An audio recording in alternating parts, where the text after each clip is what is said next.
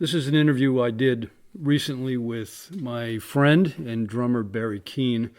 We recorded the first part of this interview on January 6th and listened to that part and realized there were a couple of questions we each wanted to cover and hadn't. So we got back together again on January 13. Both interviews were done by phone with Barry in Canada and me at home in Maine. For this interview, unlike our first interview together in 1981 in Saratoga Springs, New York, I wanted to focus on what is now Barry's 46-year drumming career, both on record and on stage with one of the world's great singer-songwriters, Gordon Lightfoot.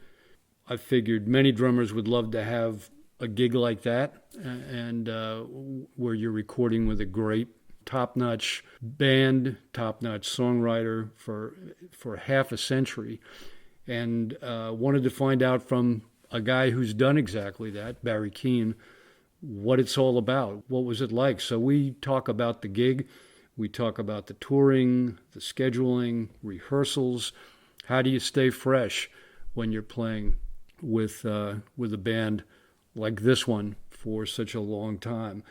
What it's like playing as a team with the band. And this band, which I've seen 3 times, I believe, in 3 different venues over the years, is very, very much a team. And it's remarkable what they do to make Gordon's great songs sound even greater, and what they do to enhance Gordon. And it's been that way, again, since I've heard him going back to the 1980s. So Barry's not a gearhead. He's when our conversation shifted to his drum sets, he talks about the drum set he uses on, I think he said 400 albums, not only Gordon's, but Anne Murray's, and Barry was quite active as a studio drummer in Canada for a long, long time. He has a drum set that he uses for the studio work, and then he has a companion drum set, a black Premier drum set he uses on the road when he's on stage with Gordon Lightfoot, and it's still the same drum set he played when I first saw him back in the 80s. And we joke around that I think in many instances he may still have the same drum heads on the drums that Barry had back in 1981. The important thing with Barry, as you will hear, is, does the drum sound good? Does the cymbal sound good? The percussion instruments I use, do they sound good? And if they do, what they are they medium, thick, who makes them, all that sort of stuff is just not as important. Although Barry can talk about most of what he plays, there are pieces of equipment that when asked, well, what is this? What is that? He's, geez, I'd have to check. I think one point he says, I've only been playing that drum for 30 or 35 years, something like that. So anyway, he's a great guy to talk with. Very, very fun to interview. He's very forthcoming. And we also talk a little bit about a second passion that may be as near and dear to his heart as music and drumming, and that's football and baseball. Barry's very passionate and knowledgeable about both those, so I couldn't resist asking him for an update on his activities in both those areas. So I hope you enjoy this interview. As I say, it was meant to give insight from someone who's been with one of the world's great songwriters in a band with some members have been in there for, Barry, 46 years, the bass player, Rick Haynes, 53 years. So these are guys who have been together quite a long time, each exceptional in their own right and exceptional as a unit. So hope you enjoy. Thanks again for listening. So I was thinking with this follow-up interview to help people who are musicians, young musicians, not only young musicians, but musicians who are looking to make a living at this. So I just thought it might be instructive for us to talk about drums and drumming and your career and stuff, at least in part from that vantage point. Well, and I'm absolutely absolutely convinced that I have a unique vantage point. It's going to be quite different from a lot of the other guys you're going to talk to, but that's all part of it, right? Yeah, exactly right. And I know you have a thing about keeping drum heads changed out. Well, when was that Modern Drummer interview? I may have changed a couple of heads since then, maybe. 1981, I think it was. Yeah, there might be two new ones since then, maybe. So, and you know I'm really only halfway kidding, right? No, I know you're not, because last time I saw you were at the Merrill Auditorium in Portland, and you invited me on stage. We went back when we were looking at your drums, and it looked like the same heads that you had in Saratoga, like 15 years before. Same rag on your snare drum, I think. Well, absolutely, and the boys in the band, there's nothing like good friends, and they refer to my drum kit as the Drum Museum, so there you go. But you know what? It sounds great. It's a great sounding drum set, so... Well, thank you, Scott. I really appreciate that. Yep. So you're clearly doing something right. So anyway, all right, I've got a bunch of thoughts and topics and things written down here, and you wanted to talk about the other members of Gordon Lightfoot's band. So why don't you introduce them? And what I was going to ask you is who you listen to on stage among the group of members, how you interact with them, and the band is, of course, Rick Haynes on bass, Michael Heffernan on keyboards, and Carter Lancaster on lead guitar. If I'm correct, the longevity of those members would be Rick Haynes, you? Yes. Mike? Yep. Carter. Ranging from, I think we're talking about 53 years now for Rick. Jeez. And I think we're talking about 11 or 12 for Carter. So that's the range. That's amazing. Now, when I first saw the band, it included Pee Wee on pedal steel and Terry Clements on guitar, and that was a great sounding band as well. And Pee Wee left first. Terry died, and how was it adjusting to that? Members leaving, new members coming in. Was that a tough transition for you and for everybody else? It was not a tough transition. We absolutely miss both Pee Wee and Terry. And Pee Wee is just an exceptional, not only an exceptional steel player, but his ear and his taste and the stuff that he did with that instrument was well beyond what most steel guitar players add. His string simulation and his melodic parts. Pee Wee is and still is a pretty special player. Terry Clements, especially with his flat picking, definitely had his own style. And between him and Red Shea, absolutely a big part of the Lightfoot sound, along with Rick, of course. But we absolutely miss both of them. Miss them as people, miss them as players. And you're right on. Pee Wee and Terry added so much, and not that Carter doesn't. It was just that Terry had been with Gord for so long and had played with Red Shea. And the transition from Pee Wee sounds, which Michael Heffernan, they did have a bit of a transition crossover period where they were both in the band for a while. Oh, really? And yeah. There was a year or two, and again, chronology is not one of my strengths, but no, there was a crossover period, and Michael has simulated some of the stuff that Pee Wee added on steel. So Michael does a great job of doing that, and but yeah, you're right. That was a great period in the Lightfoot band. Yeah, and you're right about Pee Wee. That was what struck me most about the way he played pedal steel guitar, is that it did sound, not always, but much of the time in concert, it was like you were listening to a string orchestra, which I've never heard any other steel player get that kind of an effect out of that instrument.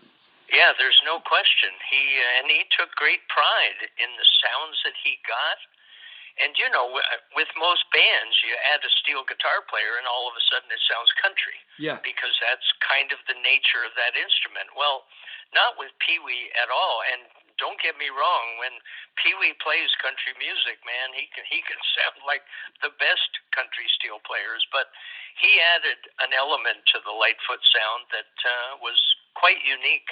The band with Pee Wee, I think you and I talked about that many, many years ago, was, if you just look at the instrumentation, it was pretty much a traditional country band instrumentation, right? Lead guitar, drums, pedal steel, acoustic rhythm guitar, and bass. Yep.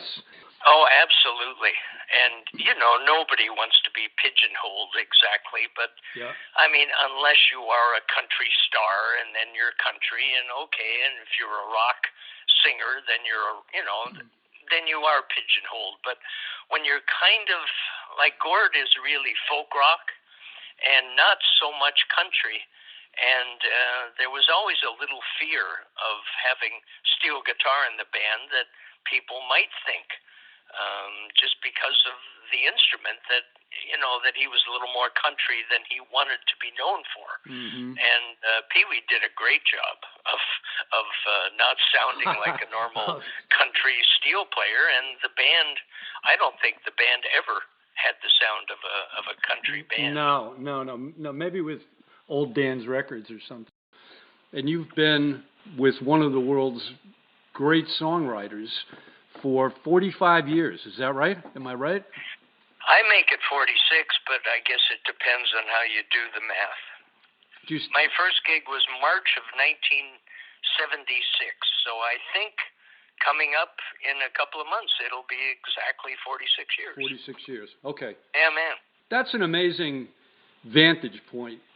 Tell me about band rehearsals, because your schedule, back when we last spoke, the Lightfoot band would go out on short hops, or, you know, go out for a week, right, or a couple of weeks, and then Yep. back to Canada. Is that how things have stayed as far as touring goes? Well, other than in our COVID world, which we have not had a regular schedule for at least 2 years, but no, you're right. We did just have a 12-day tour of the northeastern United States, and it's pretty much 3 cities in 3 days, a travel day, and then 3 cities in 3 days, pretty much. That has not changed a lot over the years. There's some years we may do 50 or 60 cities, and there's some years where we might do 90 or 100 cities. But basically the same thing. We have, since I've been with Gordon, I think the longest tour I ever did was 28 days. Wow. And that was really rare. We have not done too many tours. There might be a handful that were 20 days or more. So, yeah, they're usually, you know, compared to other touring acts, they're fairly short hops. For scheduling purposes, then, how does that work?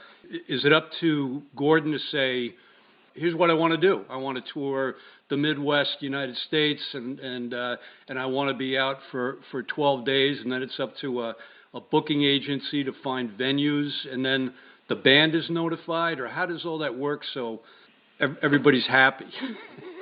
Well, some of that stuff is definitely out of my pay grade, but okay. The way I understand it is that the booking agent puts together tours based on what he knows Gordon will like and won't like, and then it is presented to Gordon, okay. And then Gordon will give his okay, and basically the tours are based around the ability of our crew to get to the next city. So there won't be 2 gigs in a row, I don't think, that are more than 500 miles apart, unless there's a travel day. And it's kind of based on that, because our crew will break down the equipment, load the truck up. They're pretty much on the road at midnight after the gig, and then they arrive at the next city, and they can either check into a hotel or sometimes depending on the distance between gigs. They may have to go straight to the gig for a noon or 1 o'clock load-in for the next show. How many trucks are on the road when you're touring? One. Okay. That's it. We have a truck that carries our equipment because we are, there's only the 5 of us in the band, and Gord actually carries a guitar or 2 of his own on the airplane, and then there's a bus for the crew, and it's a 4-man crew plus a bus driver, and they generally go in tandem, the bus and the truck, and then we fly in an airplane. How do you know during any given year when you're going to be going out, where you're going to be going, for how long? We have a wonderful lady that runs the office named Ann Leibold, and Ann keeps us up to date. I just got an updated schedule for 2022 a couple of days ago, which gives exact dates, and then it also offers windows when we might be going out. So there, it might say September 3rd through the 15th, and then there might be the next window where the gigs haven't exactly been booked yet, have not been finalized, which might be October 1st to October 15th. So it's kind of a heads up that we may or may not be working during that time, but it also tells us that maybe from September 15th to October 1st that we probably won't be working. So we can kind of plan our lives around that, and it seems to be a really good system. Okay. Do you know roughly how many days out of a year you're working?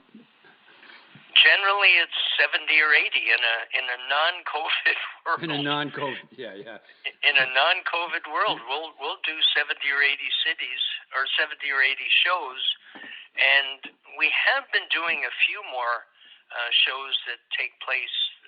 We'll do maybe 2 shows in a city where we almost always would only do 1 per city. So we just did 2 nights in Annapolis, Maryland, at a nice club there, and we did, very interestingly, we did 2 nights in Bethel Woods, the site of the Woodstock Festival, and that was really cool. Okay, is that why you're getting calls from the Woodstock people? That was the catalyst for it, for sure. I had from my days being a record executive, I did have an experience to do with the Woodstock Festival back in 1969, and our tour manager, Warren Toll, had told my story, and the story got back to the Woodstock Museum people. They thought it was interesting, and they're putting together an audio presentation of people's experiences from that festival. And I just did that interview, and they're going to do a follow-up interview next week because they're running a series on drummers, and they want to include me in that. So it's all great. Good stuff. Series on drummers. Let's talk about a change. When I was first at Modern Drummer, and the managing editor was the guy. He was like the liaison with photographers and writers and things, and it was tough to find pictures of drummers. It was tough to find pictures of Ringo, if you can believe that. No kidding. And the reason was that from the professional photographers I spoke with, 2 reasons. One, you often couldn't, if you're a photographer, you couldn't get good pictures of the drummers because they were always in the background, right? Right. And number 2, there was no market for them. Yeah, I can definitely see that, and it's kind of funny that you say that because I have to say one of the main reasons that I got interested in playing the drums was because I was 14, 15 years old when the British invasion started, and there on the Ed Sullivan Show on these great big 3-foot, maybe 2.5 or 3-foot risers, there was Ringo. And there was Dave Clark, and they weren't hidden in the back. They were like, they had their own space, and it was kind of like a really prominent space, and I think things maybe started changing around then. Yeah, I agree with you. And and in Dave Clark's case, it was his band, right? He was the band leader, Yep. and he did a lot of the lead singing as well as playing the drums.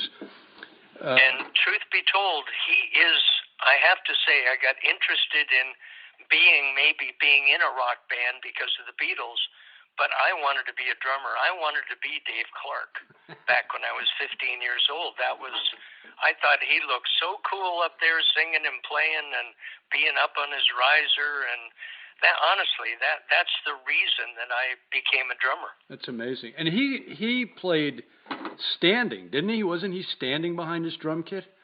That was Chris Curtis of the Searchers. I don't think I've ever seen Dave Clark, but a lot of those British guys sat high, and I started sitting high because I wanted to be like them. That's true. Yeah. One of the really annoying things for me was I didn't know Dave Clark didn't play on his own records. So when he was playing like Glad All Over, I was trying to copy what I saw. And it wasn't until years later I found out it was actually a gentleman named Bobby Graham who was playing on those records. And I could not make Glad All Over sound like the record because I was trying to copy what Dave Clark was doing, but he was doing something that was more for showbiz. It kind of looked better what he was doing as opposed to what actually was happening on the record. Interesting. Bobby Graham, huh? He did all of it. Wow.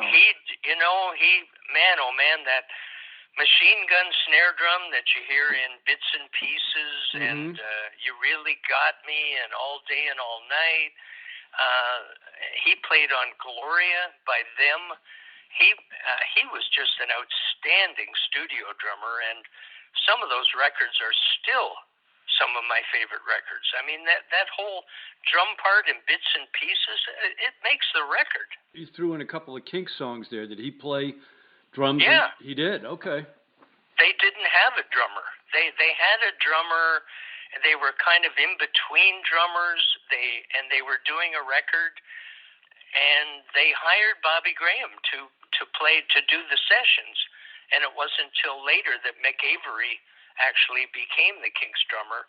But no, Bobby Graham played on You Really Got Me and All Day and All Night, and man, they're just great drum tracks. Yeah.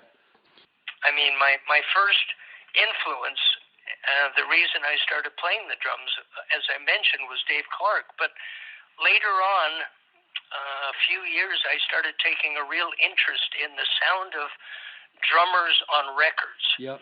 And one of my heroes and one of my drum teachers, though he will probably never know it, was Jim Gordon. Listening to him playing on records and me trying to copy the sounds and the feels that he had. I mean, along with Jim Keltner and Russ Kunkel and those guys, but Jim Gordon absolutely is one of my heroes and absolutely one of my drum teachers. Yeah, I mean, so much of that 60s stuff, I mean, that music just, with some exceptions, it really holds up. I can't tell you how many times I've played Tobacco Road by the Nashville Teens in the last month. Like one thing is I've got a podcast coming up with a gentleman in Toronto, a former sportscaster who did a lot of sports stuff in England. He came back to Toronto and was the TV voice of the Toronto Maple Leafs hockey team. Okay. He's a Beatles expert, and he has put together a podcast where he invites people to come in and talk about their favorite Beatle album.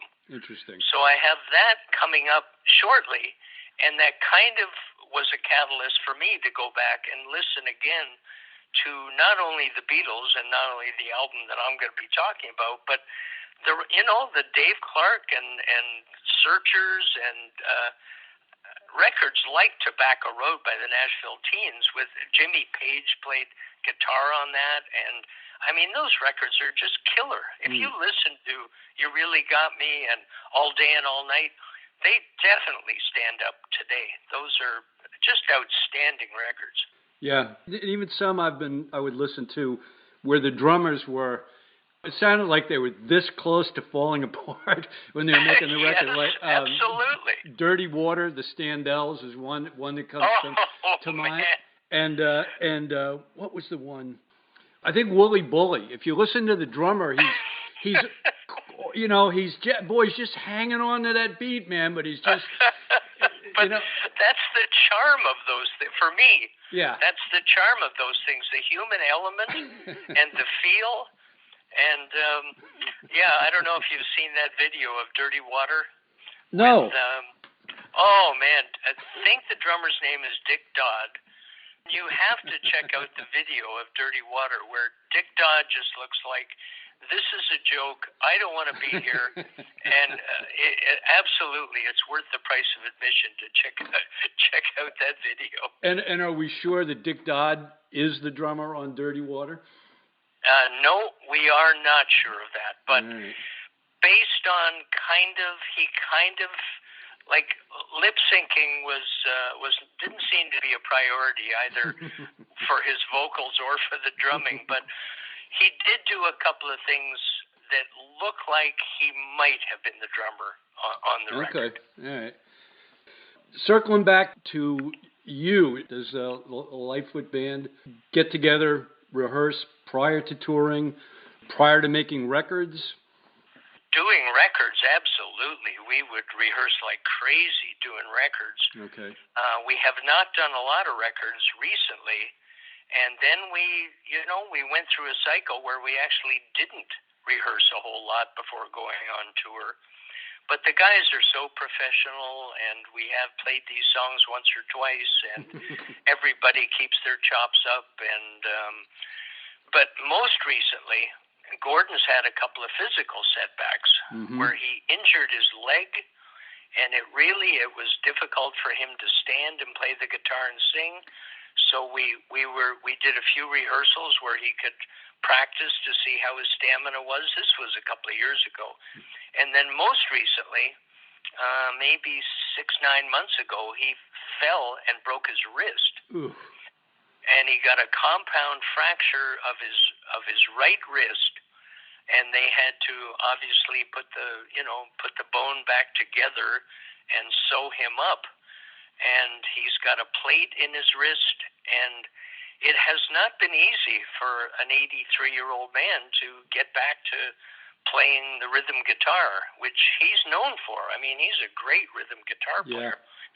So we did have a series of rehearsals at a downtown recording studio here where we could run over the stuff, and Gord could maybe change his parts a little bit where it was really difficult for him to play the old parts the way they were with his current physical situation. So we actually in the last 6 or 9 months have rehearsed more than ever. But we did 3 great shows at Massey Hall. We reopened Massey Hall here in Toronto back in November, and we just did that 12-day tour of the northeastern United States, and everything was great. Okay.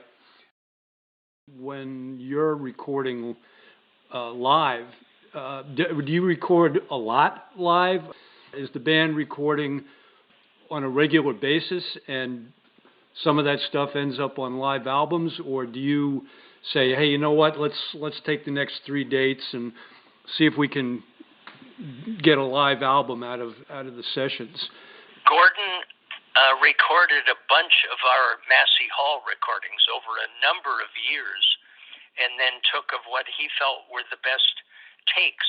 And we did have an album come out called Live, Massey Hall Memories or something. I'm sorry, I won't get the name exactly right, but Live. And it was the best takes of Massey Hall over a series of years. So there was that. And we had a Live at Reno DVD come out, which was recorded in Reno, Nevada, neighborhood 2000, year 2000. Yeah. And then we just had a documentary released, and that was at Massey Hall. And you hear bits and pieces of that, And in the documentary, there's elements from the very beginning of Gordon Lightfoot, and then, right to that present time, which I think was 2019. So there's a bunch of live stuff on there, but it wasn't with the idea of having a live recording or a live CD. So when you were playing in those instances you just mentioned, do you do anything different, or do you just play the same as if you were playing a show without it being recorded? Completely different from doing a recording session if I was recording those songs, but no, absolutely the same as if I was just playing a concert. Okay. I don't know why it would be any different. And then you are kind of in the hands of the recording engineer and the producer to take whatever you produced and them doing with it, what they're going to do with it. So, and in those situations, like in a live performance, each individual part of my drum kit is mic'd, and you leave the mixing of that up to the house sound guy. And we have a great house mixer named Leslie Charbonne from Brazil, actually. He does a fantastic job of mixing the band, mixing the drums, and all that kind of stuff. But no, long answer to your question, no, I wouldn't play any differently if I knew it was being recorded or not in a live situation. Okay. We saw Gordon in Merrill Auditorium in Portland. Between songs, he was trying to figure out what song to play next. And right. He said, yeah, right. And you were back there looking at your wristwatch. Nah, you weren't really doing that. You're going, come on, Gordon, let's go. No. No, that would not happen. Or maybe once, but that would be it. But he said he placed his left hand on the neck of the guitar. He had a chord. He just fingered. And he said, we haven't played a song using this shape yet. Yep. And I think I know what he was talking about, but can you talk about that at all? Can you tell me what he was talking about? Well, Gord will often say he knows 5 chords. And when he talks about a shape, it's basically the shape of the chord that he is playing. And he'll talk about C shape. We do some C shape songs.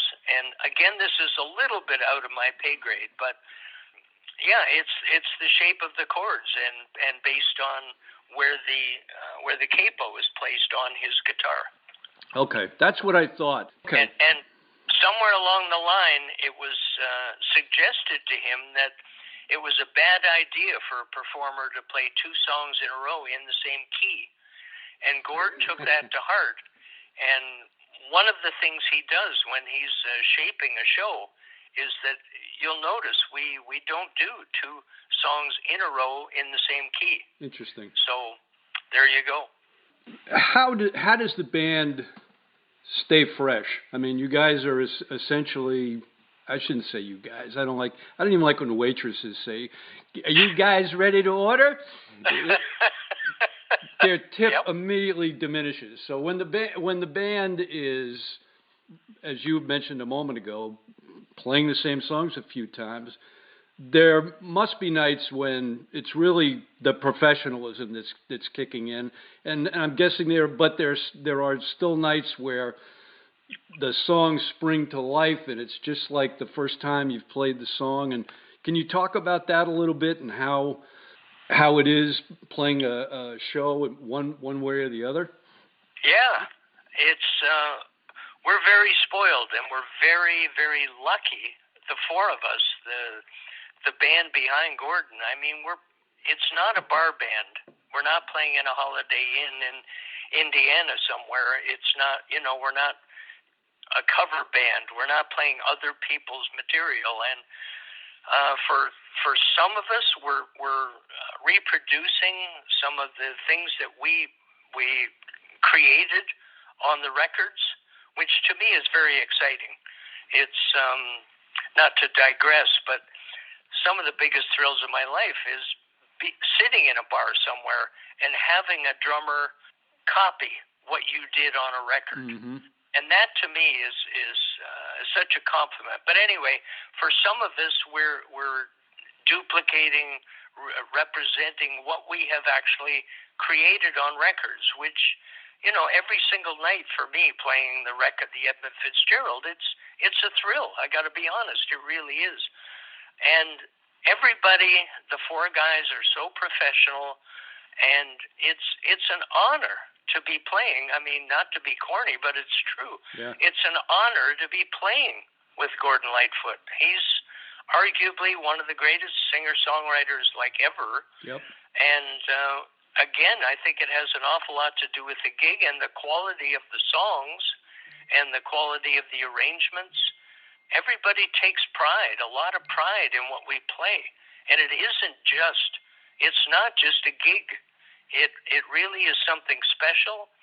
And the fact that we're not, I remember backing up Mel Tillis one time on a country TV show, and he said he was busy, and I said, so, what's busy? And he said, I think I've worked 360 days this year. Wow. We don't do that. We're not on a bus. We don't play 200 or 300 shows a year. So, we just played 12 shows, and we won't go out again until the end of January, COVID permitting. So it's not hard to make it fresh when you're professional and when it really comes naturally to you that all of a sudden there you are 6 weeks later playing If You Could Read My Mind, playing Sundown, playing the wreck of the Edmond Fitzgerald, playing Beautiful. It's not hard to really get up for that and to try to do a great job. Mm-hmm. All that makes total sense, especially I think the part about you're not like Duke Ellington 1945, just town to town to town to town, day after day after day. So right. You do have a chance to breathe and do other things. Okay. Big difference. Yep. When you were the band was first creating the arrangements for these songs, how does that work? As band members, do you have, just based on my own experience, it would be the band sitting around, kicking around ideas, let's try this, let's try that, do you have that freedom with Gordon's songs, or is it that I think Jim Gordon, when I talked to him, he described Gordon as a very methodical man. He said that when Jim said when he went into the studio with Gordon knew exactly what he wanted, and that's what Jim delivered. Is that how rehearsals go? Well, Jim Gordon is right on. Gordon is very methodical. He's very detail-oriented, very routine-oriented. But it has changed over the years. I remember doing old dance records back in 1972. God, that's 50 years ago, Scott. The first album I did with Gordon, and then doing Summertime Dream album a few years later. And basically, it really was me coming up with drum parts. Okay. And later, it seemed to get more where Gordon would either write charts for the guys in the band. And when I say when I did the drum charts, it really was like that for the other guys. Guys came up with their own parts, and then Gord would, of course, edit and say, I don't like that, or I don't like this. But as it's progressed over the years, he has taken, I don't want to make it sound negative, but more control over the parts. Mm-hmm. And he will come up with at least skeleton parts. And he takes great pride in writing the charts for us. He's quite schooled in writing charts. He studied that in California many, many, many years ago. But he will come up with charts on an awful lot of the songs, and that will be where we start. And then he will refine it, or we will refine it to a point where, he's the boss and where it makes him happy. Yep. When you're reading, I don't know if there's such a thing as a typical Gordon Lightfoot drum chart, but can you describe what he hands you when he does hand you a chart? Yep, it will vary from just basic, almost like a chord chart without the chords. Just, like here's the number of bars in the verse, the number of bars in the chorus, mm-hmm. And he may write for the drums. He might write a simple beat, and then he will actually write a chart for me where he indicates a rhythm, and he will write right hand, left hand, right hand, that kind of detail on it, where he has worked it out himself. He's a former drummer. He played drums in big bands and that kind of thing, so he knows his drum stuff. He will actually detail, like I said, which hand he would like a certain pattern to be done in, because he's worked it out himself. So it will vary from very, very, very basic to pretty detailed. That's amazing. I'd never heard that. Does he still have a drum set at home? No, I don't. I think it's been quite a few years since he's played the drums, but he played at, I think it was Westlake Academy out in L.A., and he was not only the lead singer, he was like the Frank Sinatra, the crooner, but he also was the drummer in the band. And he was quite proficient at playing big band charts and playing some jazz stuff and all that. So he knows what he's talking about when it comes to drums. That's great. Yeah. All right. Have you ever settled on a part, say, for a record? You rehearse, okay, we're good with the arrangement, let's go in the recording studio, and then modified that up the road at some point? Absolutely modified it. Like, one of my big things that I always enjoyed or thought was good to do, which a lot of guys don't do, is you would come up with a part that you think would be great, and then you play it, and it seems to be great, and then you hear it on a playback and go, it isn't great. And so then you have to go, well, why isn't this working, and what can I change to make it work? And then, there's times where you can do things in the studio where maybe you play a part, and then maybe you play a percussion part overdub, or maybe you do, I know I've played toms, done a tom backbeat or something later. Mm-hmm. And then you have to try to play that stuff on the road. So you try to figure out, what is the essence of this? What's the important part? Is the important part the drums and the percussion is sort of something extra? Or is the percussion part now pretty important to the way the song feels? And you have to try to incorporate that into your drum part. Mm-hmm. I remember one of the albums, we used drum machine to embellish some of the live drumming, and there was like a digital delay on a hi-hat part on a machine, and I've had to kind of duplicate that on stage live, which is, it's not only a challenge, but it's fun to do. So that's an example of, I played a drum part, then we overdubbed electronic drums, and now the electronic drum part is actually integral to the feel of that song. The song's called Let It Ride, and now I have to play that duplicated digital delay effect on the hi-hat. Going back, it's funny, I have this album, it's like, I think Gordon Lightfoot, 1970 to 1998, and re-listening to that, and it struck me that much of what I'm hearing you play on record could almost be a percussionist as opposed to a drummer, or what's traditionally known as a drummer, somebody with a drum set and playing the beat. And there's chimes, a lot of emphasis on cymbals, swishes, and washes and things like that, and it's almost the way a symphonic percussionist would work and would back a song. Well, that's very intuitive of you, Scott, and thank you. Yeah, I've always thought that my role is to, basically I just hit things. And whether it's on a drum kit or whether it's percussion, try to always figure out what is right for the song. And if that means, some of my best playing is where I lay out like that. If that's what I think it calls for in the song, and Gordon agrees, then that's the right thing to do, is to not do anything. Right.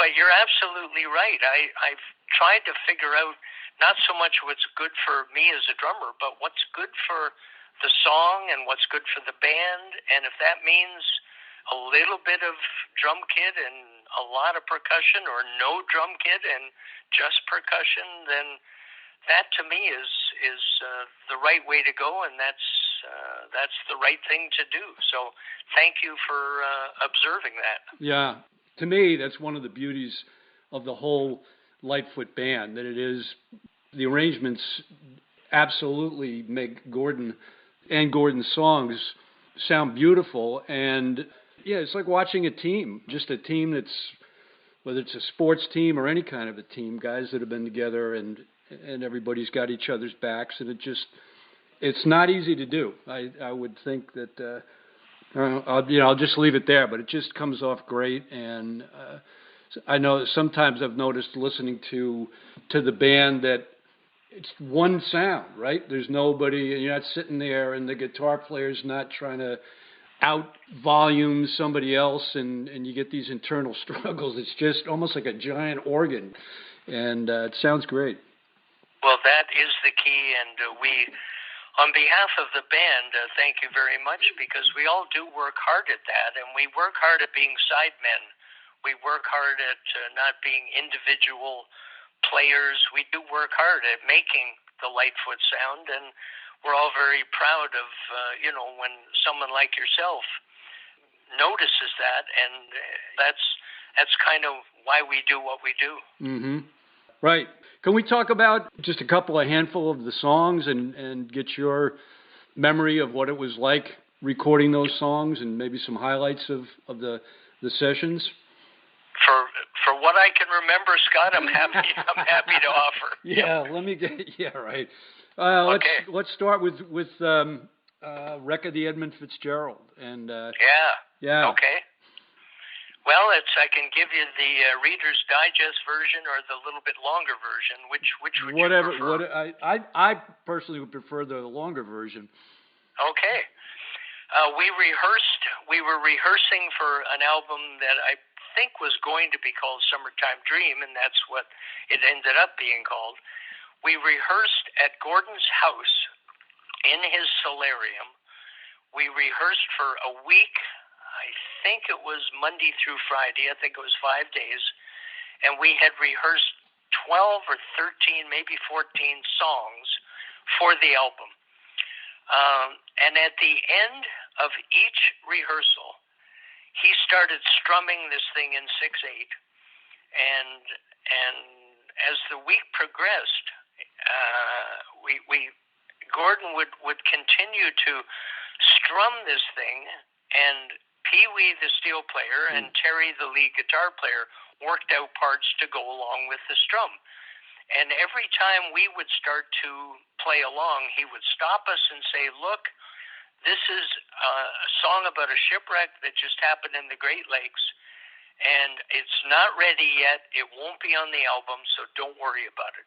Well, at the end of every rehearsal, he started strumming it, and the guys started playing, and I think Rick may have played a note or two.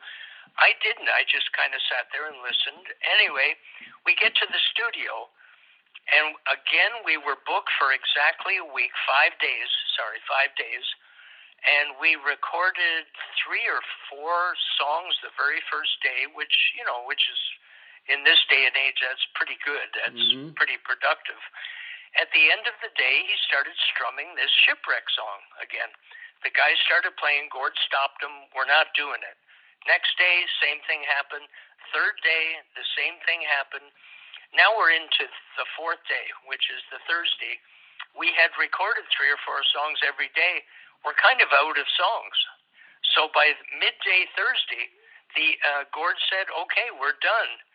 The engineer, Kenny Friesen, got on the talkback and said, what about that shipwreck song?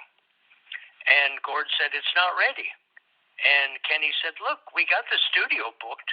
Why don't you put it down on tape?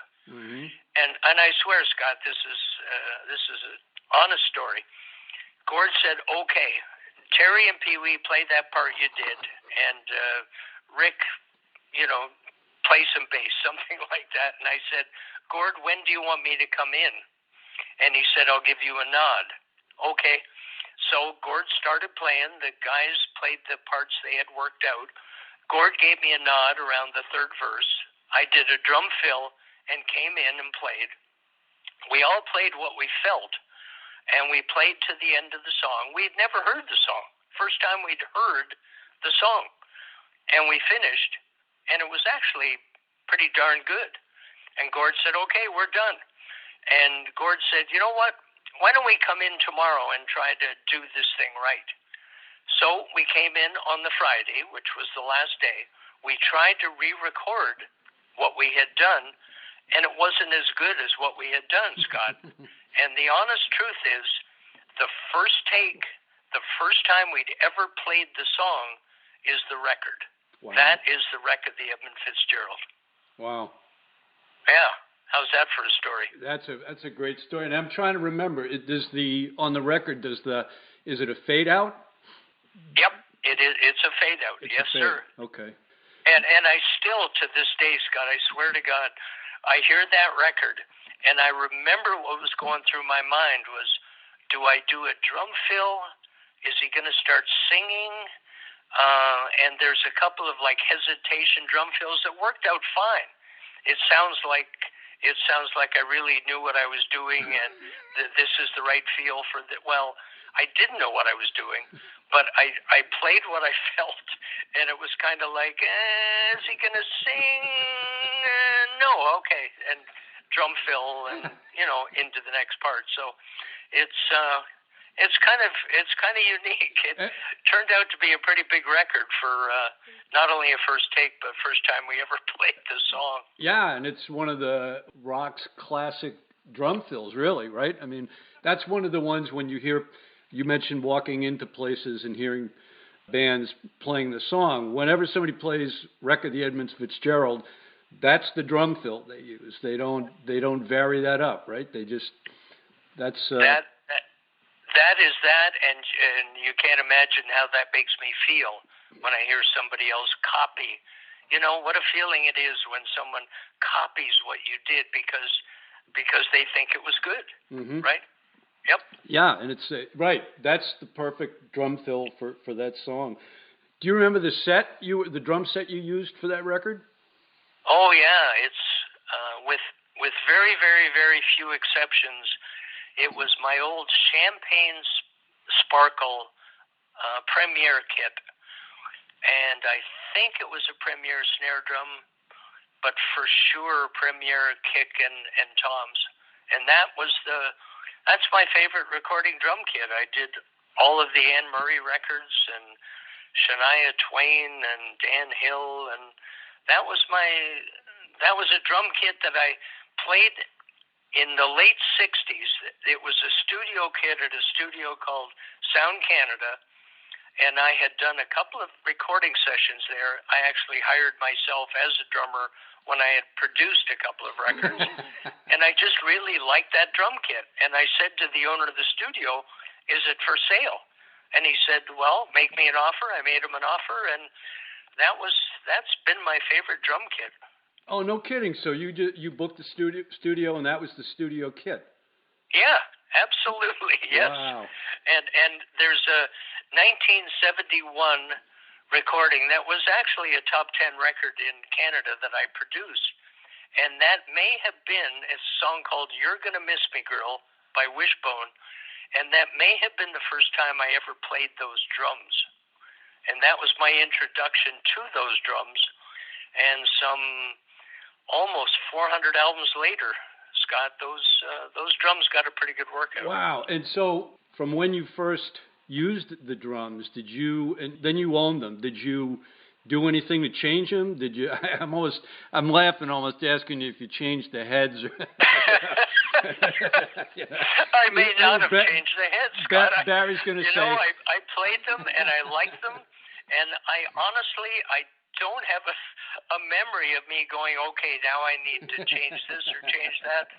I just kind of liked the way they sounded, and of course I had to make little adjustments as I went along. It's 50. If I played those in 1970, we're talking about almost 52 years ago. Yeah. So yeah, there might have been a change or two along the way, and I know I've changed snare drums, and I would use different snare drums for different recordings and that kind of thing. And I added an 8 and 10-inch tom, some concert toms along the way. But basically, that the kit that I played and liked is the kit that is still around today. Wow. Well, I stumbled across a YouTube video interview with Jim Keltner, and he was talking about snare drums and how at one point he acquired a Black Beauty, and he said, the drum was probably worth $7,500 at the time, and he said, but if a drum doesn't sound good to me, I don't care what it is, and he said he just couldn't get that snare drum tuned the way he liked it, so he brought it to a drum shop and traded it for a $90 snare drum that was sitting on the shelf that he loved. He said, I didn't touch it. I took it off the shelf. I played it. Sounded great. I can totally relate to that. And my whole career, I don't think I've owned a snare drum that cost more than $100. But you do. Some drums you just hit and they sound right. And you might make small adjustments. You might tighten or loosen the snares or change the tuning a little bit, but some drums just sound great. Yeah. And what's more important than them sounding good, right? That's it. That's the whole thing. How did you decide on the setups that you use, cymbals? I don't think you're a gearhead in the sense that a lot of people are, when I see them on forums and they're, this, but you've clearly found cymbals and drums that sound great for what you're doing, and you care about the sound. But how long did it take you to put together the gear that you use? Well, to be honest, the road kit that I use, I thought that I should have black colored drums. I thought that would be good and kind of low key. And so I tried to find a set of drums that were like my Champagne Sparkle drums and only black. And I was able to find that kit. So I bought that kit that I still play on stage back in 1975. And they are premieres. And the toms are 12, 14, and 16 inches. And I tried to tune them just to my ear to kind of match my studio set, and they are pretty close. And then, as I said, I added 8 and 10-inch concert toms along the way, somewhere in the late 70s, I think. And snare drums, I started using that Premier, the snare that came with the kit, 5-inch snare. And along the way, I think I've gone to a Ludwig, a 5-inch Ludwig snare, and put a gun to my head. If you told me that the snare I'm using or have used for the last 30 years is not a Ludwig, I'd say, okay. It's not that big a deal to me that, again, whatever drum I'm hitting, it sounds good to me. Well, then that's my drum. And the cymbals, kind of funny with the cymbals, I've changed hi-hats a couple of times. I think Gordon didn't like the sound of the hi-hats at one point, so I changed. And I've never used a ride cymbal. Imagine a drummer without a ride cymbal. I only use 2 crashes. And there's a left crash and a right crash. And my right crash is very distinctive sounding. And some people would say that, and have said that it sounds like crap. And to me, it's very distinctive and has almost become part of the Lightfoot sound. And I hear it, and to me, it's not the best sounding cymbal, but it's unique, and it kind of has become part of the Lightfoot sound. So they're the same crash cymbals that I had back in 1975, and they've made it through all these wars. So I've had to replace my hi-hat stand. I've had to replace my drum stool. Basically it's the same kit, as I said, with a different snare that I had in 1975. Yeah, wow. And are they Zildjians that you're using? You don't. Who knows, right? All right. Honestly, they're either Sabians or Zildjians, and I honestly, Scott, I don't know. I've only played them for 46 years. What do you want? Yeah. Well, one of the things that I noticed when I first saw you playing in Saratoga at that time, I think around the time we did the interview, I noticed you weren't using a ride cymbal, and we talked about that during the first interview. So still don't. Yep. Yeah. Well, if you don't need one, you don't need one. That's it. All right. Are you still playing with the Dinosaurs? Was the name of the group you were playing during off hours, right? Wasn't that right? No. What was the name of the group you had that? Oh, yeah. My rock group with Mike Heffernan? Yeah.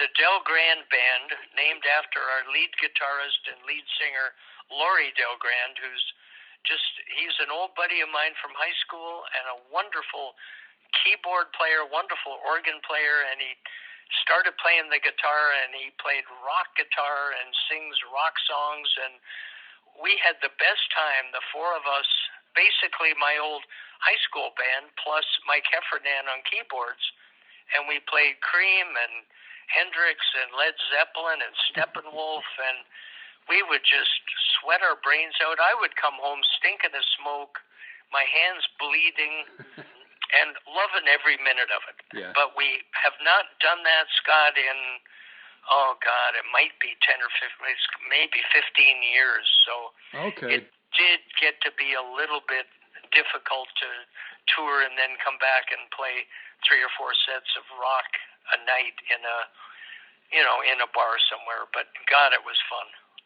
Did you ever get into teaching? And I asked that because on the blog I isolated you talking about working with kids who didn't want to become rudimental champs. They just wanted to, they heard Charlie Watts and they wanted to sit down and be able to play Satisfaction, approaching lessons from that perspective.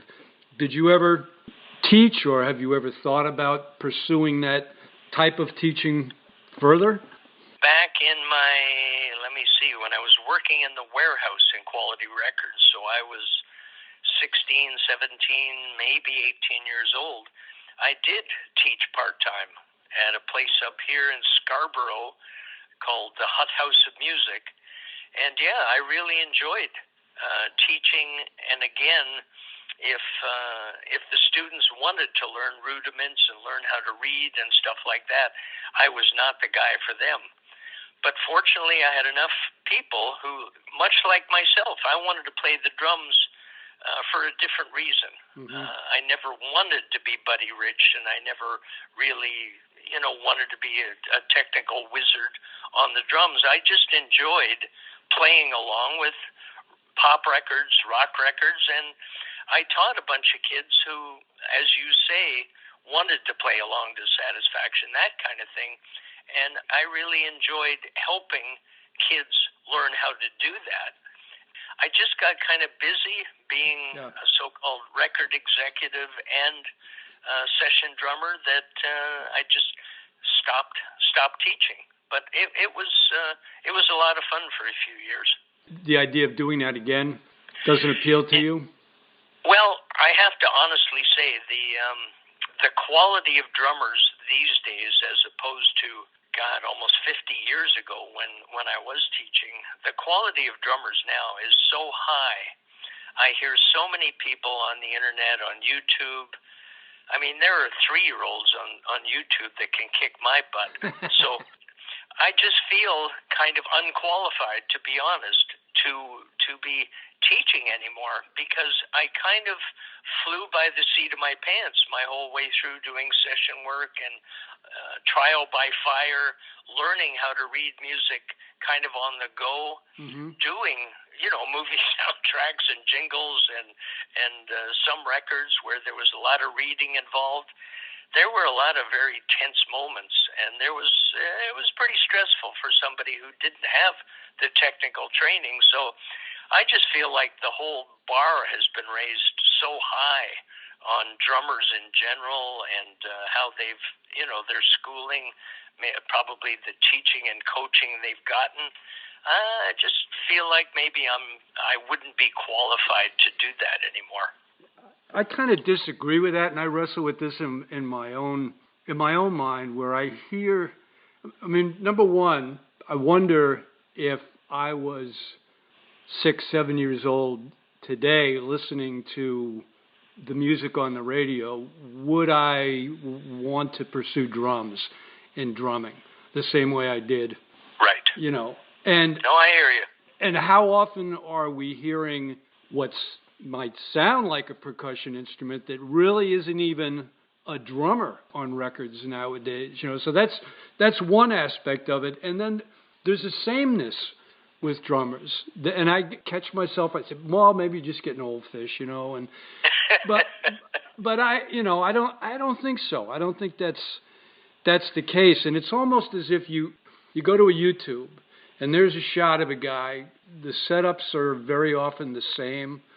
You almost know what this guy's going to sound like before he plays a note. I don't know. Maybe I'm just getting jaded, but I kind of miss more of heart in drums and less technique, shall we say. I think that's maybe one way to put it. Does that make sense? It absolutely makes sense, and I know from a personal standpoint that I was so excited and turned on by listening and watching when I could, which really meant the Ed Sullivan Show back in the day before YouTube, but watching real drummers, whether they were actually playing or lip syncing, it kind of didn't matter. But the sound of the records is what excited me, and I really did want to be able to copy what they did. And then later on, listening to guys like Jim Gordon and Russ Kunkel and, of course, Hal Blaine, Jim Keltner, listening to those guys who were making records and listening to what they were doing, trying to copy what they did. But you're right. There are, I think, very few of those kind of records anymore where they are so produced. And I'm not saying it in a negative way, but it's different. And you're right. Is that a real drummer? Is that a machine? Is that a computer? Who knows what's going on?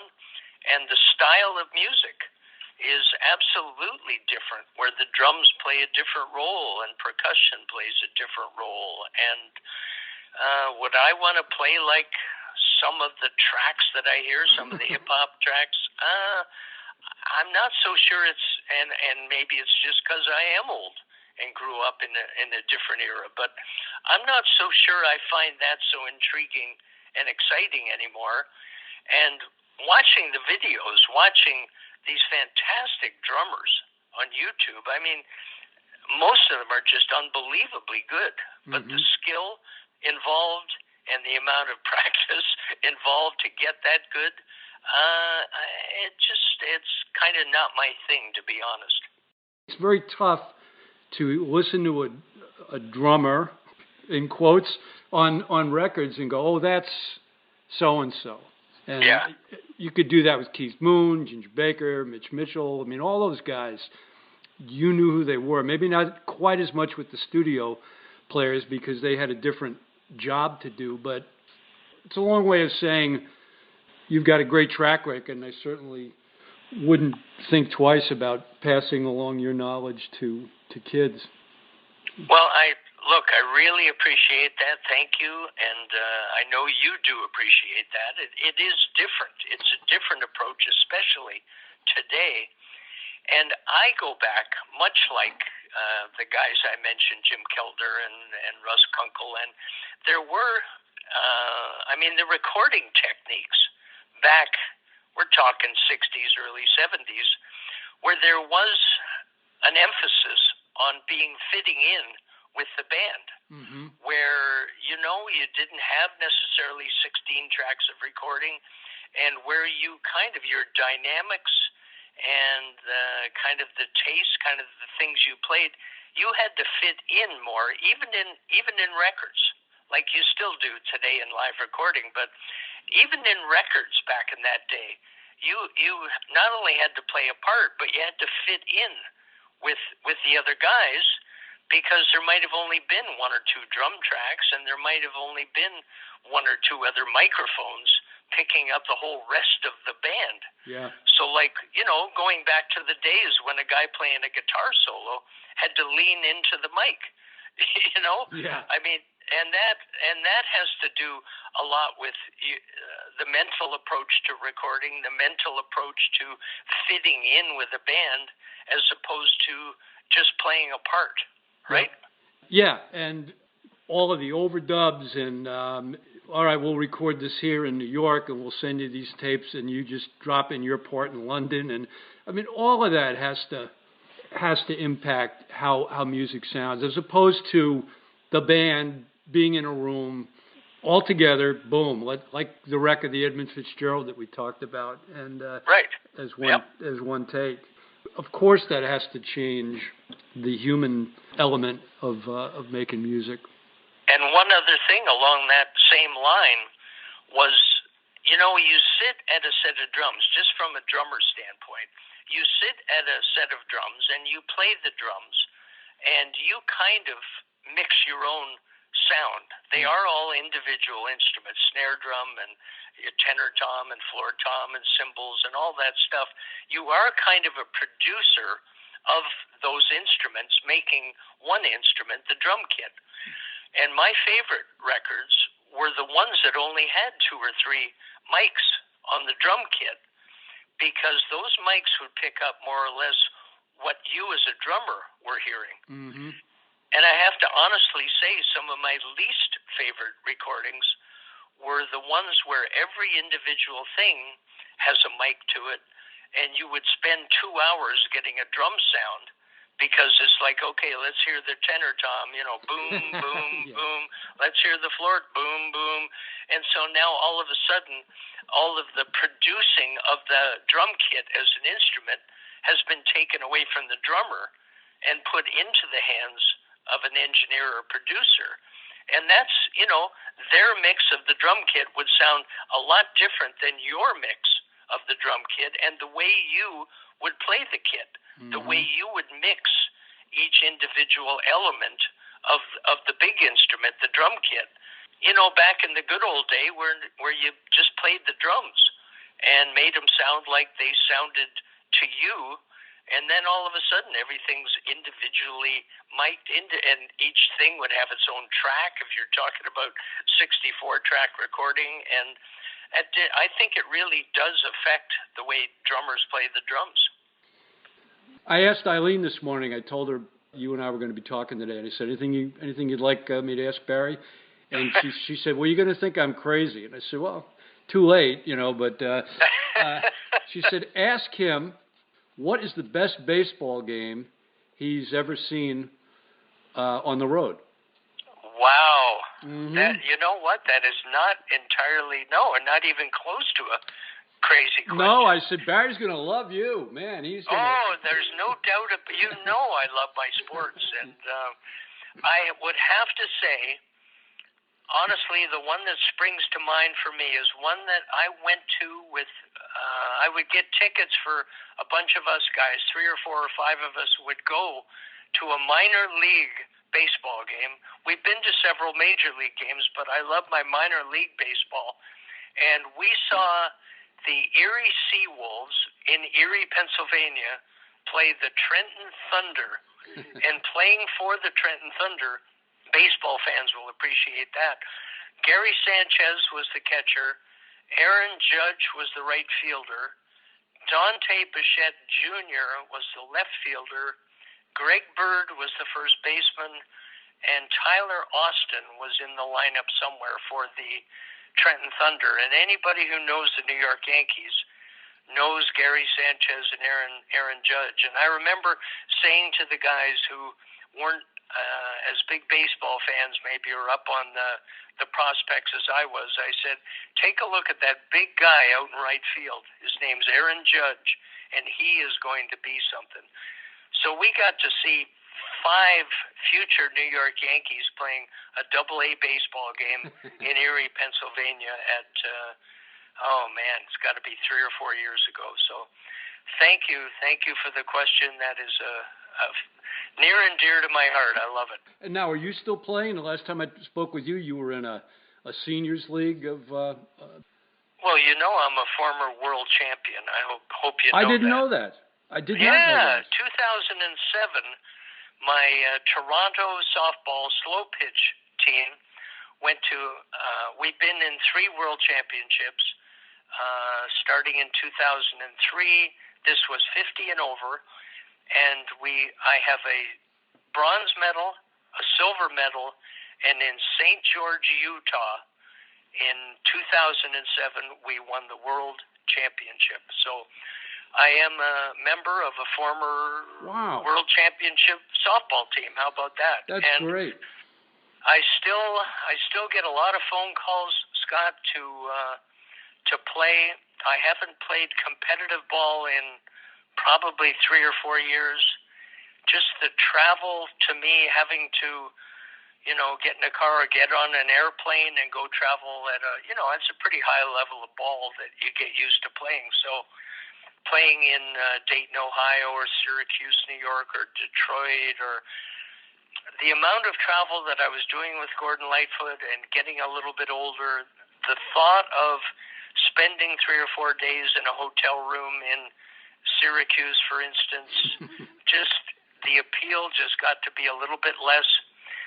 I'm not saying that I won't ever do it again, because now I qualify for 70 and over, and in a couple of years I can play 75 and over ball, which, believe it or not, if you've never seen it, is a pretty good level of ball. Like, it's unbelievable that what some 70 and 75-year-olds are able to do on a ball field. But I still love it. I still get together with a bunch of friends a couple of times a week, and we do batting practice. We hit the ball around and throw the ball around, and I still love the game, and I'm still playing touch football. I play and this is not an age touch football league. I play against 19 and 20-year-olds, and I just finished my season in November this past year, and I love that. I love playing touch football as well. So thank you for asking, and it's one of my passions. So, you finish sound check, you gobble down dinner, you get in a car and drive 10 minutes and go watch an inning or two of a baseball game. I absolutely love that. I'll never forget being in San Antonio, Texas, in the middle of the summer, and standing in the aisle, kind of getting out of the sun for a bit, and talking to the mascot, who was Terry the Taco. And if you can imagine, I mean, here's a grown man, I'm assuming, I don't know, a grown man, he sounded like it, I was talking to him, a grown man in a taco suit doing his exercises and his cheers in 100-degree temperature in San Antonio, Texas. I mean, where else can you see Terry the Taco in his full costume? You know what I mean? That's right. All righty, sir. You take care. Thank you again. Thanks so much, Scott. I really appreciate it. Thanks for thinking of me. Thanks for being a great guy, and we'll talk soon, okay? Yes, sir.